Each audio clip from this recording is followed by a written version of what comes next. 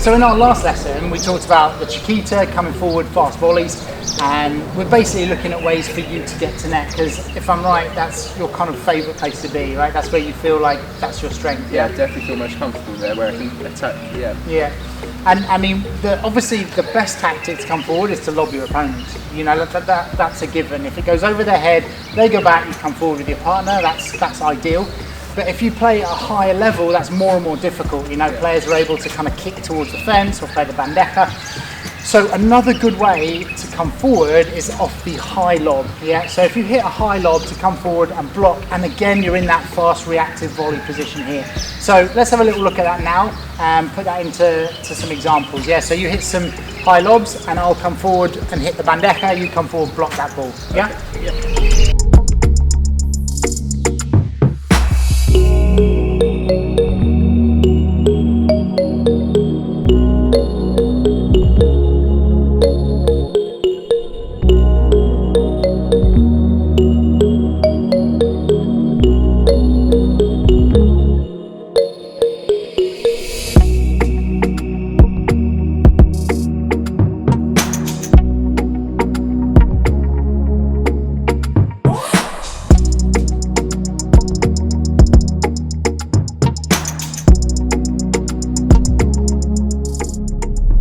We're looking at that coming forward off the lob, and I think that in those shots there, I think you were hitting, I would say, like a normal lob. Do you know what I mean? I think it was probably 9 meters, 10 meters, maybe something like that. And the problem is that if that lob, either the lob goes over me, which is great, and you get the solution straight away, or if I can actually get back on it and hit that top spin, you can see I can hit the top spin to the fence, or if I had time for the bandeja, I can play it down to your feet.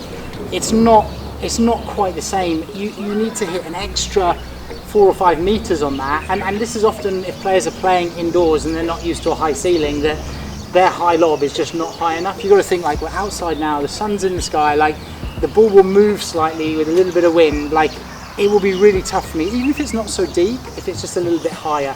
And as soon as you see me kind of preparing for that bandeja, you come forward into your nice net position, not staying in no man's land, but up to that net position and try and block that ball.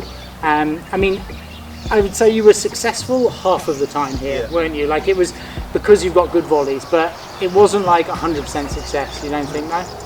No, it was about 50%, yeah. Yeah. So let's go out there now, work a few really high lobs, like almost, you know, exaggerate. I mean, not, you know, so that you're touching the clouds, but, you know, let's get some really high lobs that I'm forced to hit that bandeja, because if the ball is coming down fast, it means that I have to open my racket face a little bit and block it, as opposed to a little bit lower where I can actually put a little bit more of my own speed on the ball. Sure. Yeah? Let's give it a go.